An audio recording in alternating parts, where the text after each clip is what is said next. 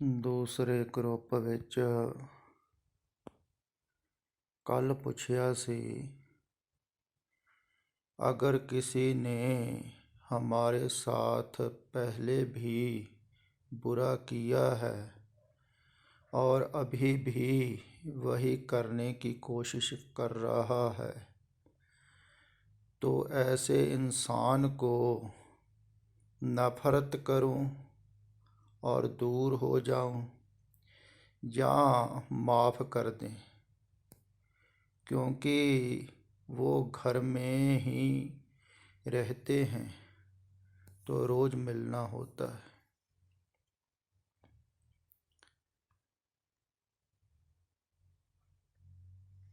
मैं कोई नियम नहीं दसदा हाँ। अगर तुसीं होशपूर्ण जागरूक हो जाओ ना तो तुहानू अपने आप ही पता लगेगा कि की ठीक है की गलत है। ख्याल विच रखो, जिवें कुछ दिन पहला ही एक माई का टैलीफोन आया सी ते उन्हें कहा भी मेरा घर वाला शराब बहुत पींदा है तो मैं बहुत दुखी हाँ, परेशान हाँ उहदे तो मैं क्या है, तुसी उन्होंने खर्चा ना दिओ, पीण वास्ते पैसे ना दिओ। कहंदी अगर उन्होंने पैसे ना देईए असीं तो सानू गालां कढ़दा है, साडा अपमान करदा, समाज दे विच बेइज्जती हुंदी, फिर उधार मंगदा लोकां कोल ते साडी निंदा करदा। फिर इहदा मतलब तो इहो ही होया भी तुसीं समाज नूं खुश करन वास्ते बुरे दा भी साथ दिंदे हो। देखो, आदमी समाज नूं खुश करन वास्ते बुराई दा भी साथ दिंदा है भी लोग सानू माड़ा ना कहण भी तेरे घर वाला है ते तू इहदा ख्याल नहीं रखदी।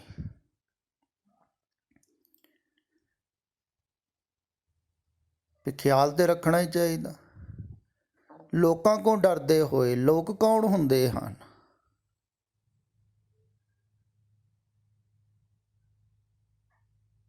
इहो ही कारण है कि तुसी अंतर्मुख नहीं हो पाउंदे हो। जिन्ना चिर लोकां वल ध्यान है, दूसरियां वल, दूसरे की कहणगे, उन्ना चिर आदमी अंतर्मुख थोड़ी हो पावेगा। दीन गवाया दुनी स्यों, दुनी न चाली साथ, पाए कुहाड़ा मारिया गाफले अपने हाथ। कहंदे जिहदे खातर तुसी दीन गवा रहे हो, धर्म गवा रहे हो, वो दुनिया ने तुहाडे साथ नहीं जाना है।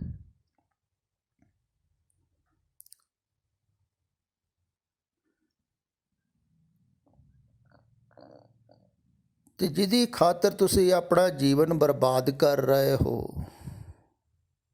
जिहड़ी दुनिया नूं खुश करन वास्ते तुसी अपना अमोलक जीवन जो परमात्मा ने दिता होया है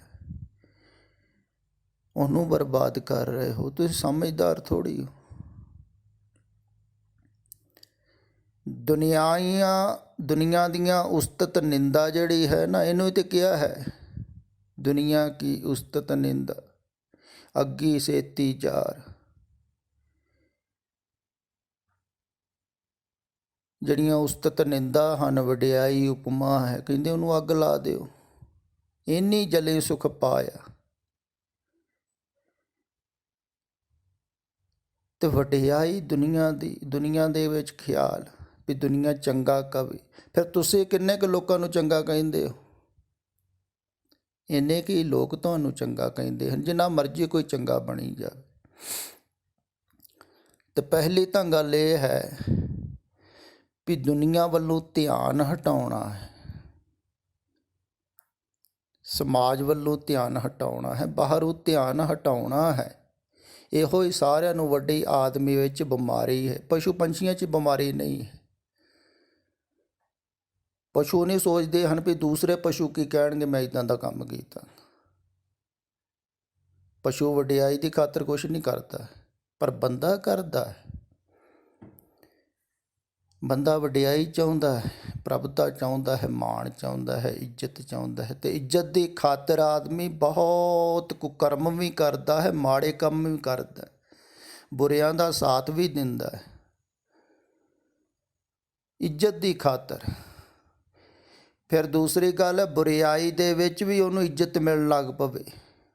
ਕਈਆਂ ਨੂੰ ਬੁਰਿਆਈ 'ਚ ਵੀ ਮਜ਼ਾ ਆਉਣ ਲੱਗ ਜਾਂਦਾ ਹੈ, ਅਤੇ ਮਜ਼ਾ ਆਉਂਦਾ ਹੈ ਕਈਆਂ ਨੂੰ ਬੁਰੇ ਕਰਮ ਕਰਕੇ, ਅਤੇ ਲੋਕ ਬੜੀ ਪ੍ਰਸ਼ੰਸਾ ਕਰਦੇ ਹਨ। ਬੁਰਿਆਈ ਦੀ ਵੀ ਪ੍ਰਸ਼ੰਸਾ ਕਰਨ ਵਾਲੇ ਲੋਕ ਹੈ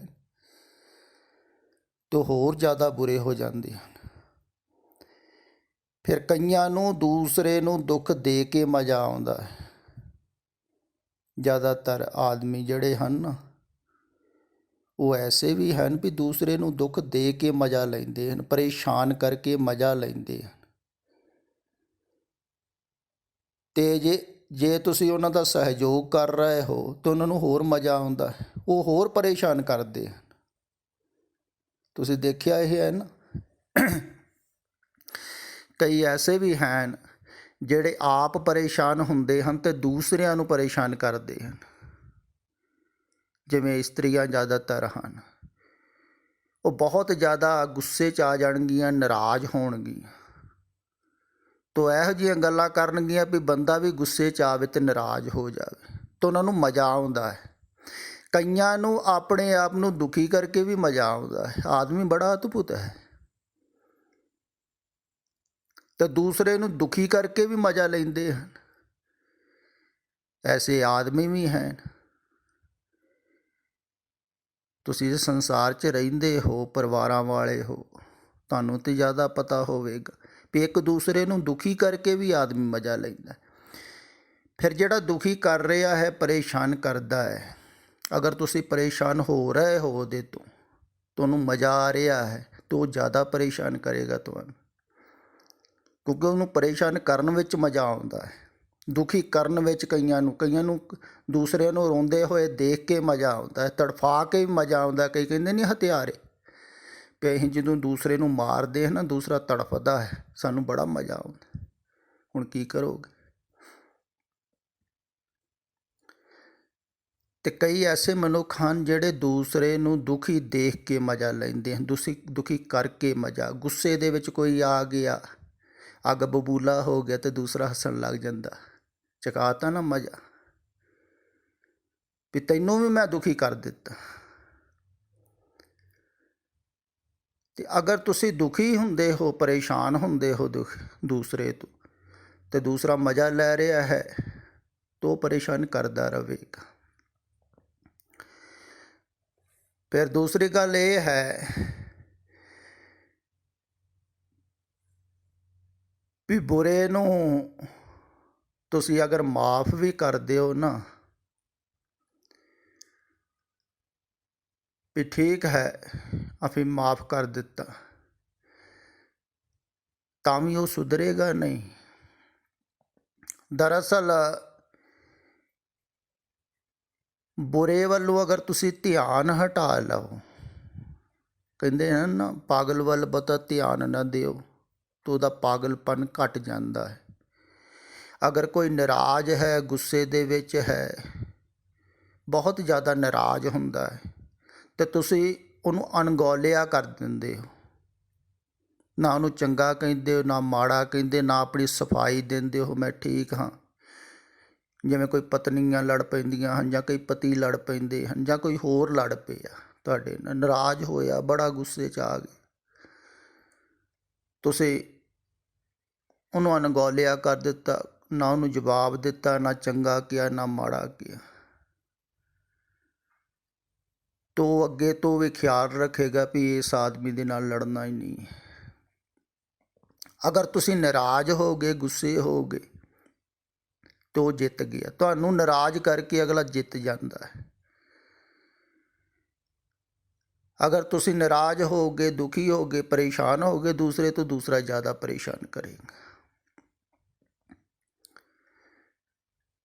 तो फिर ख्याल ये भी रखण योग है गल भी बुरे आदमी नूं तुसी ज़्यादा चित्त विच वसा लैंदे हो बुराई करके भी।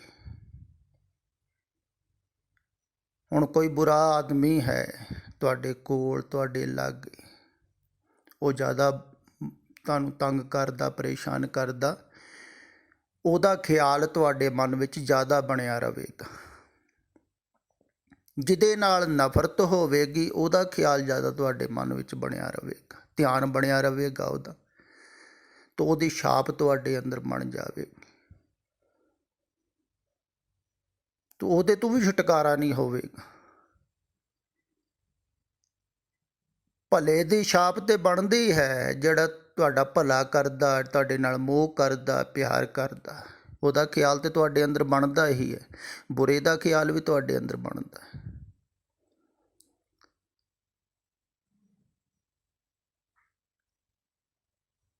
ਤੇ ਅਗਰ ਤੁਸੀਂ ਬੁਰੇ ਨੂੰ ਬੁਰਾ ਹੀ ਕਹੀ ਜਾਓ, ਨਿੰਦਾ ਕਰੀ ਜਾਓ, ਤੇ ਨਿੰਦਾ ਕਰਨ ਦੇ ਨਾਲ ਹੀ ਤੁਹਾਡੇ ਅੰਦਰ ਖਿਆਲਾਤ ਬਣਨੇ ਸ਼ੁਰੂ ਹੋ ਜਾਣੇ ਹਨ ਉਹਦੇ ਬੁਰਾਈ ਦੇ। ਤੁਸੀਂ ਵੀ ਥੋੜ੍ਹੇ ਥੋੜ੍ਹੇ ਉਹਦੇ ਖਿਆਲਾਂ 'ਚ ਪ੍ਰਭਾਵਿਤ ਹੋਣ ਲੱਗ ਜਾਣਾ ਹੈ। ਤਦੇ ਕਿਹਾ ਹੈ ਨਾ, ਨਿੰਦਾ ਉਸਤਤ ਦੋ ਤਿਆਗੈ ਖੋਜੈ ਪਤ ਨਿਰਪਾਨ। ਨਾ ਨਿੰਦਾ ਕਰੇ, ਬੁਰੇ ਨੂੰ ਬੁਰਾ ਕਵੇ, ਨਾ ਕਿਸੇ ਨੂੰ ਭਲਾ ਕਵੇ। ਭਾਵ ਕੀ ਹੈ, ਨਾ ਭਲਾਈ ਜਿਹੜਾ ਕਰ ਰਿਹਾ ਹੈ ਉਹਦੇ ਗੁਣ ਗਾਵੇ। ਅਗਰ ਤੁਸੀਂ ਉਹਦੇ ਵੀ ਗੁਣ ਗਾਉਣ ਲੱਗ ਜਾਓ ਤਾਂ ਉਹਦੇ ਖਿਆਲਾਤ ਤੁਹਾਡੇ ਅੰਦਰ ਬਣਨੇ ਸ਼ੁਰੂ ਹੋ ਜਾਣਗੇ, ਉਹਦੀ ਤਸਵੀਰਾਂ ਬਣ ਜਾਣਗੀਆਂ, ਉਹਦੇ ਭਾਵ ਬਣ ਜਾਣਗੇ। ਫਿਰ ਉਹ ਤੋਂ ਵੀ ਛੁਟਕਾਰਾ ਨਹੀਂ ਹੋਵੇਗਾ, ਕਿਉਂਕਿ ਮੁਕਤ ਹੋਣਾ ਹੈ ਬਾਹਰੋਂ। ਭਲੇ ਤੋਂ ਵੀ ਮੁਕਤ ਹੋਣਾ ਹੈ, ਬੁਰੇ ਤੋਂ ਵੀ ਮੁਕਤ ਹੋਣਾ ਹੈ। ਤੇ ਮੁਕਤ ਹੋਣ ਵਾਸਤੇ ਧਿਆਨ ਹਟਾਉਣਾ ਹੈ। ਹੁਣ ਅਗਰ ਕੋਈ ਬੁਰਾ ਹੈ ਤੁਹਾਡੇ ਲਾਗੇ, ਘਰ ਦੇ ਵਿੱਚ ਕੋਈ ਵੀ ਹੈ, ਉਹਦੇ ਵੱਲ ਧਿਆਨ ਨਾ ਦਿਓ, ਤੁਸੀਂ ਖਿਆਲ ਨਾ ਦਿਓ, ਬਹੁਤਾ ਗੌਰ ਨਾ ਕਰੋ। ਉਹ ਭਲਾ ਕਵੇ ਤੁਹਾਨੂੰ, ਬੁਰਾ ਕਵੇ, ਚੰਗਾ ਕਵੇ, ਮਾੜਾ ਕਵੇ, ਜੋ ਖੁਸ਼ੀ ਕਰੇ ਉਹ, ਤੁਸੀਂ ਬਿਲਕੁਲ ਸੰਯਮ ਰੱਖੋ। ਨਾ ਤੁਸੀਂ ਨਾਰਾਜ਼ ਹੋਵੋ ਉਹਦੀਆਂ ਗੱਲਾਂ 'ਤੇ, ਨਾ ਖੁਸ਼ ਹੋਵੋ, ਉਹਦੇ ਵੱਲ ਧਿਆਨ ਹੀ ਨਾ ਦਿਓ। ਉਹ ਆਪਣੇ ਆਪ ਹੀ ਤੁਹਾਡੇ ਕੋਲੋਂ ਦੂਰ ਹੋ ਜਾਵੇਗਾ, ਹਟ ਜਾਵੇਗਾ। ਵੀ ਇਹ ਪ੍ਰਭਾਵਿਤ ਹੀ ਨਹੀਂ ਹੁੰਦਾ ਹੈ ਮੇਰੇ ਕੋਲ। ਜਿਹੜਾ ਹੁਣ ਪ੍ਰਭਾਵਿਤ ਹੀ ਨਾ ਹੋ ਰਿਹਾ ਹੋਵੇ ਦੂਸਰੇ ਤੋਂ, ਤਾਂ ਦੂਸਰਾ ਹਟ ਹੀ ਜਾਂਦਾ ਵੀ ਪੱਥਰ ਹੋ ਗਿਆ, ਛੱਡੋ ਪਰ। ਅਗਰ ਤੁਸੀਂ ਪ੍ਰਭਾਵਿਤ ਹੁੰਦੇ ਹੋ ਤਾਂ ਦੂਸਰਾ ਪ੍ਰਭਾਵਿਤ ਕਰਦਾ ਹੈ, ਤੇ ਅਗਰ ਤੁਸੀਂ ਪ੍ਰਭਾਵਿਤ ਹੀ ਨਹੀਂ ਹੁੰਦੇ ਹੋ ਦੂਸਰੇ ਤੋਂ, ਦੂਸਰਾ ਕੁਛ ਵੀ ਕਰੀ ਜਾਂਦਾ ਹੈ। ਧਿਆਨ ਹਟਾ ਲਵੋ ਉੱਧਰੋਂ। ਫਿਰ ਦੂਸਰੀ ਗੱਲ ਇਹ ਵੀ ਹੈ ਖਿਆਲ ਵਿੱਚ ਰੱਖਣ ਯੋਗ, ਜਿਵੇਂ ਇਹਨਾਂ ਨੇ ਕਿਹਾ ਹੈ ਵੀ ਉਹ ਘਰੇ ਹੀ ਰਹਿੰਦੇ ਹਨ ਜਾਂ ਕੋਈ ਕੋਲੇ ਵੀ ਰਹਿੰਦਾ ਹੈ,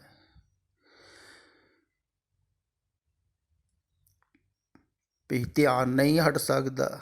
ਹੁਣ ਬਿਲਕੁਲ ਕੋਲ ਹੈ, ਘਰੇ ਹੈ, ਤੇ ਜਿੰਨਾ ਵੀ ਹੋ ਸਕੇ ਦੂਰੀ ਬਣਾਉਣ ਦੀ ਕੋਸ਼ਿਸ਼ ਕਰੋ। ਖਿਆਲ ਰੱਖੋ ਜਿਹਦਾ ਕਰਕੇ ਮਨ ਸ਼ਾਂਤ ਹੋਵੇ ਤੁਹਾਡਾ, ਬੇਚੈਨ ਨਾ ਹੋਵੇ। ਨਿਰਣਾ ਤੁਸੀਂ ਲੈਣਾ ਹੈ, ਕੋਈ ਨਿਯਮ ਨਹੀਂ ਹੈ, ਕਿਉਂਕਿ ਤੁਸੀਂ ਸੰਸਾਰ ਦੇ ਵਿੱਚ ਰਹਿ ਰਹੇ ਹੋ, ਅਲੱਗ-ਅਲੱਗ ਪਰਿਸਥਿਤੀ ਦੇ ਵਿੱਚ ਰਹਿ ਰਹੇ ਹੋ, ਅਲੱਗ-ਅਲੱਗ ਮਾਹੌਲ ਵਿੱਚ ਰਹਿ ਰਹੇ ਹਨ ਸਾਰੇ ਸੁਣਨ ਵਾਲੇ, ਜਿੰਨੇ ਵੀ ਸਰੋਤੇ ਹਨ।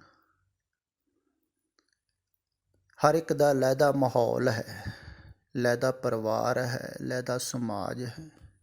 ਕੋਈ ਕਿਸੇ ਢੰਗ ਨਾਲ ਰਹਿ ਰਿਹਾ, ਕੋਈ ਕਿਸੇ ਢੰਗ ਨਾਲ ਰਹਿ ਰਿਹਾ, ਪਰ ਹੋਸ਼ ਰੱਖੋ। ਅਗਰ ਤੁਸੀਂ ਹੋਸ਼ਪੂਰਨ ਰਹੋਗੇ ਨਾ, ਅਤੇ ਜਿਹੜੀ ਗੱਲ ਤੁਹਾਨੂੰ ਚੰਗੀ ਨਹੀਂ ਲੱਗੇਗੀ ਜਾਂ ਪਰੇਸ਼ਾਨ ਕਰੇਗੀ, ਜਾਂ ਕੋਈ ਆਦਮੀ ਪਰੇਸ਼ਾਨ ਕਰ ਰਿਹਾ, ਕੋਈ ਇਸਤਰੀ ਪਰੇਸ਼ਾਨ ਕਰ ਰਹੀ, ਉਹਦੇ ਤੋਂ ਤੁਸੀਂ ਹਟੋਗੇ, ਧਿਆਨ ਹਟਾ ਦਿਓ,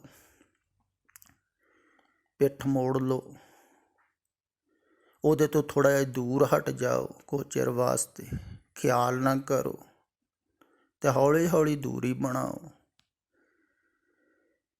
ਸ਼ਾਇਦ ਹੋ ਸਕਦਾ ਹੈ ਦੂਰੀ ਬਣਾਉਣ ਕਰਕੇ ਉਹਦਾ ਵੀ ਭਲਾ ਹੋ ਜਾਵੇ, ਉਹਦੇ ਵੱਲ ਖਿਆਲ ਨਾ ਰੱਖੋ, ਧਿਆਨ ਨਾ ਰੱਖੋ ਅਤੇ ਜ਼ਿਆਦਾ ਵਧੀਆ ਹੋਵੇ, ਉਹਦਾ ਵੀ ਭਲਾ ਹੋ ਜਾਵੇ।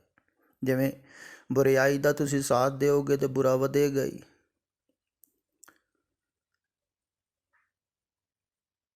ਅਤੇ ਅਗਰ ਉਹ ਤੁਹਾਨੂੰ ਨਾਰਾਜ਼ ਕਰ ਰਿਹਾ ਹੈ, ਗੁੱਸੇ ਕਰ ਰਿਹਾ ਹੈ, ਪਰੇਸ਼ਾਨ ਕਰਦਾ ਹੈ, ਅਤੇ ਪਰੇਸ਼ਾਨੀ 'ਚ ਉਹਨੂੰ ਮਜ਼ਾ ਆ ਰਿਹਾ ਹੈ, ਅਤੇ ਤੁਸੀਂ ਉਹਦਾ ਫਿਰ ਵੀ ਸਾਥ ਦਿਓ, ਪਰੇਸ਼ਾਨੀ ਕਰਕੇ ਹੀ ਦੇਈ ਜਾਓ, ਤਾਂ ਵੀ ਉਹ ਪਰੇਸ਼ਾਨ ਕਰੀ ਜਾਵੇਗਾ ਅਤੇ ਉਹਦੇ 'ਚ ਬੁਰਿਆਈ ਖਤਮ ਨਹੀਂ ਹੋ ਜਾਏਗੀ।